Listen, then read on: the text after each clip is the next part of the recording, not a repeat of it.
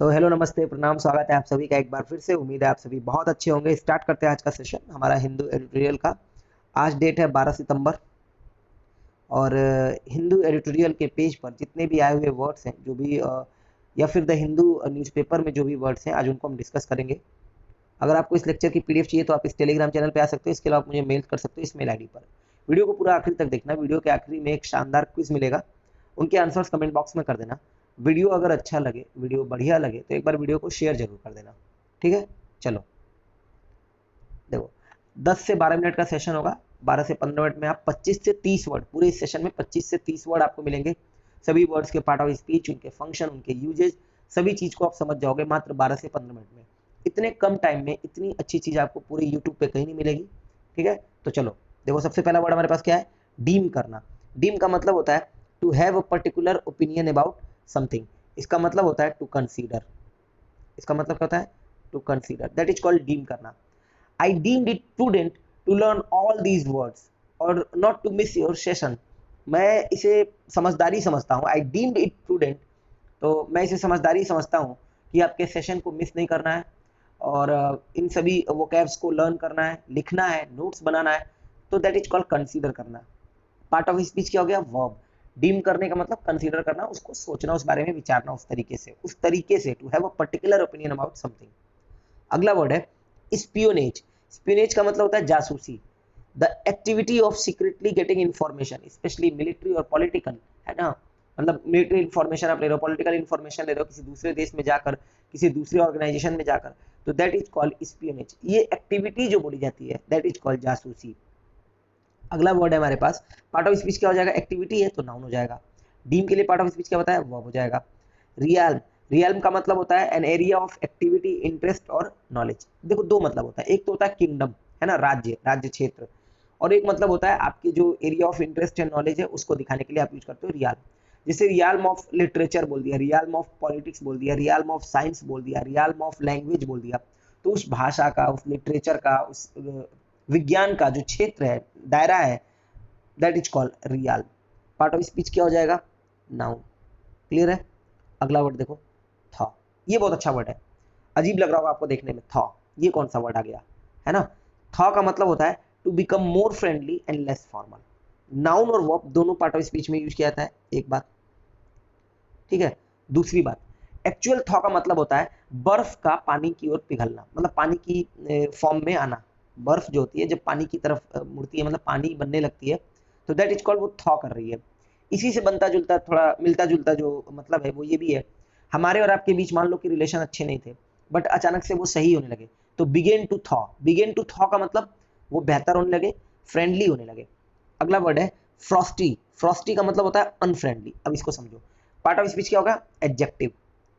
Frosty का part of speech adjective. कैसे ध्यान रहेगा? देखो यार, आज बड़ी ही फ्रॉस्टी मॉर्निंग है। अभी तो नहीं बोलोगे, लेकिन नवंबर दिसंबर, नवंबर में भी नहीं, दिसंबर जनवरी में आप बोलोगे, जनवरी में बोलोगे बड़ी ही फ्रॉस्टी मॉर्निंग है।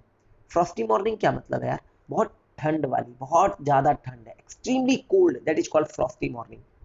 तो फ्रॉस्टी का दूसरा मतलब होता है बहुत ही अनफ्रेंडली। यार मतलब तुमसे इतने अच्छे से बात कर रहा हूँ, इतने प्यार से और इतने विनम्रता के साथ बात कर रहा हूँ, तुम इतना फ्रॉस्टी लुक क्यों दे रहे हो, इतना अनफ्रेंडली लुक क्यों दे रहे हो? ठीक है ना। फ्रॉस्टी रिस्पॉन्स क्यों दे रहे हो? फ्रॉस्टी तुम्हारा बिहेवियर है, कुछ भी बोल सकते हो। अगला वर्ड है स्कैंट। नॉट वेरी मच, है ना। तुम्हें जरूरत है इस पे ध्यान देने की, पर तुम कितना ध्यान दे रहे हो? बिल्कुल नहीं। स्कैंट अटेंशन दे रहे हो, scent attention. Part of speech adjective. Again, attention हो गया नाउन, स्कैंट हो गया एडजेक्टिव। जितने भी बिगिनर्स हैं, मैं फिर बोल दे रहा हूँ, अगर आप मेरा सेशन डेली फॉलो करते हो, अगर अब तक आप सेशन नहीं फॉलो किए हो तो प्लेलिस्ट में चले जाओ। बाकी ये सेशन अगर डेली फॉलो करते हो तो 1 से 1.5 महीने के अंदर आपके बहुत अच्छे खासे वोकेबलरी इंप्रूव कर सकते हैं, अगर आप मेरा कोई भी वोकेब वाला सेशन देखते हो तो। स्कैंट अटेंशन का मतलब हो गया कि आप बहुत ज्यादा अटेंशन पे नहीं कर रहे हो। ये कॉन्टेक्स्ट है समझने का। अगला वर्ड है ल्यूरिड। कमेंट बॉक्स में ल्यूसिड का मतलब लिखकर बताओ। अभी कल ही या परसों में मैंने बताया था ल्यूसिड, और ये वर्ड क्या है? ल्यूरिड। ल्यूरिड का मतलब भड़कीला। ल्यूरिड का मतलब होता है भड़कीला, शॉकिंग। ल्यूरिड कपड़े हैं तो मतलब अट्रैक्टिव नहीं है, बहुत ज्यादा ब्राइट हैं, बहुत ज्यादा चमकीले हैं। अब पता चले आप जैसे बैंड वाले कपड़े पहनते हैं ना, तो ल्यूरिड कपड़े होते हैं उनके, है ना। आप किसी फंक्शन में जा रहे हो, खूब पीली कलर की शर्ट पहन ली है ना, वो आपके ऊपर जम नहीं रही है, खूब भड़कीली लग रही है, तो वो ल्यूरिड है। ठीक। दूसरा, ल्यूरिड डिटेल्स निकल कर आ रही हैं इस समय लगातार न्यूज में, है ना। तो शॉकिंग डिटेल्स निकल कर आ रही हैं उस मुद्दे पर, किसी भी मुद्दे की बात मैं कर रहा हूं। तो lurid details part of speech again क्या हो जाएगा, एडजेक्टिव। ल्यूरिड डिटेल्स, ल्यूरिड कपड़े, शॉकिंग। अगला वर्ड है प्लाउजिबल। प्लाउजिबल का मतलब होता है that is reasonable, likely to be true, संभव, साध्य।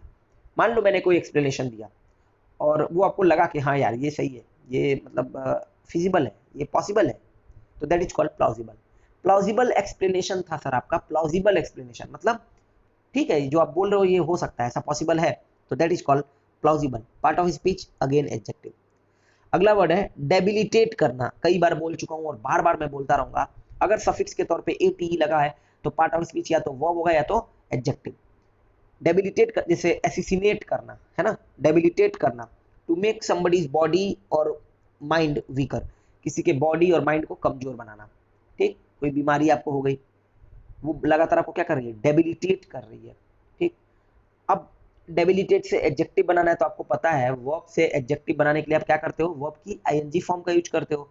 तो डिजीज, कैसी डिजीज, कमजोर करने वाली डिजीज, तो आप बोलोगे डेबिलिटेटिंग डिजीज है। सर टीबी डेबिलिटेटिंग डिजीज है, अगर आप उसकी दवाई ना कराओ तो आपको धीरे धीरे कमजोर करती जाती है। अगला वर्ड है सुओमोटो, स्वतः ज्ञान में लेना। सुओमोटो लैटिन भाषा का वर्ड है, ऑन इट्स ओन मोशन, मतलब अपने संज्ञान में। जैसे कई बार देखते होंगे कोर्ट अपने मतलब अपने विचार से कोई फैसला दे देता है या फिर कोई नियम बता देता है, कोई नियम कानून ला देता है, तो वो सुओमोटो एक्शन लेता है। सुओमोटो एक्शन एक बार और मतलब समझना।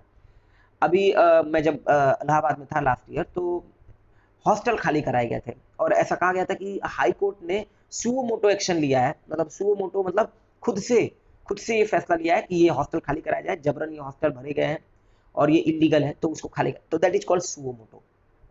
स्पेशली गवर्नमेंट और कोर्ट के मामले में ये वर्ड आपको बहुत ज्यादा मिलेगा देखने को। अगला वर्ड है प्रोमुलगेट करना। फिर एक बार फिर से एटीई सफिक्स लगा हुआ है तो पार्ट ऑफ स्पीच क्या हो जाएगा, वर्ब या तो एडजेक्टिव। क्या है, वर्ब है। To spread an idea, a belief among many people, बहुत सारे लोगों के बीच इस विचार को फैलाना। जैसे मैं कह रहा हूं आप लोगों तक इस विचार को फैलाइए कि क्या गजब का सेशन होता है यहाँ पे। ठीक है, तो प्रोमुलगेट करना समझ में आ रहा है, प्रोमुलगेट करना विचार बनाना, विचार फैलाना, आइडिया को स्प्रेड करना या नए नियम कानून लाना, इस सेंस में भी एक दूसरा सेंस बनता है, तो ये प्रोमुलगेट वर्ड यूज कर लेते हो। अगला वर्ड है रिप्रीव, टू ऑफिशियली कैंसल और delay a punishment. Part of speech verb भी है इसका और नाउन भी है, ध्यान रखना। रिप्रीव, जैसे आपको मृत्युदंड मिल चुका हो लेकिन उसको कैंसिल कर दिया गया या फिर पोस्टपोन कर दिया गया, डिले किया गया, तो that is called reprieve. Hindi में बोलोगे दंड विराम, तो बोलते इसको रिप्रीव करना। अगला वर्ड है फिंगर्स क्रॉस्ड। सर बड़ी उम्मीद लगाए बैठे कि बस अब एग्जाम हो जाए, that is called fingers crossed. To hope strongly that something will happen. जब मैच हो रहा होता है तो बिल्कुल आखिरी ओवर चल रहा होता है तो उस समय आपके फिंगर्स क्रॉस्ड होते हैं कि बस कौन जीते, कुछ तो हो जाए, बढ़िया हो जाए, तो that is called fingers crossed. बड़ा ही निष्ठुर रिस्पॉन्स रहा सर उनका। कैलस, ओ यूएस सफिक्स है, एडजेक्टिव होगा। Not caring about other people's feeling और सफरिंग, जो दूसरों के लोगों की फीलिंग और सफरिंग का ख्याल न रखता हो, तो that is called callus. Callus का मतलब होता है निष्ठुर। निष्ठुर मतलब जैसे अगर आपका एटीट्यूड कैलस है तो आपके अंदर बिल्कुल कोई सिंपैथी नहीं है, दया नहीं है, भाव नहीं है, बिल्कुल निष्ठुर है, तो दैट इज कॉल्ड कैलस। मतलब आप लोगों की फीलिंग का ख्याल नहीं करते, उनको कुचलते हुए, ट्रैम्पल करते हुए चलते हो, दैट इज कॉल्ड कैलस। अगला वर्ड है formidable, A B L E लगा हुआ है, एबल सफिक्स लगा हो, part of speech adjective. If something is formidable, अगर कोई फॉर्मिडेबल है, यू फील फियर और respect for them. Sachin Tendulkar बहुत सारे लोगों के लिए फॉर्मिडेबल ओपोनेंट थे। फॉर्मिडेबल ओपोनेंट मतलब उनके लिए रिस्पेक्ट था, एक डर था उनको बॉल कराने में। तो विराट कोहली फॉर्मिडेबल ओपोनेंट है। समझ में आ रहा है मैं क्या बोल रहा हूं, अगर कोई चीज फॉर्मिडेबल है तो उसके लिए आपके अंदर डर और भय है, क्योंकि आप उसका सम्मान करते हो, आपको लगता है कि यार ये व्यक्ति बहुत महान है, ये टास्क बहुत बड़ा है, ये चीज बहुत बड़ी है, तो दैट इज कॉल्ड फॉर्मिडेबल। अगला वर्ड है बेंटर, फ्रेंडली रिमार्क्स और jokes. Part of speech noun भी है और वर्ब भी है, पार्ट ऑफ स्पीच नाउन भी है और वर्ब भी है।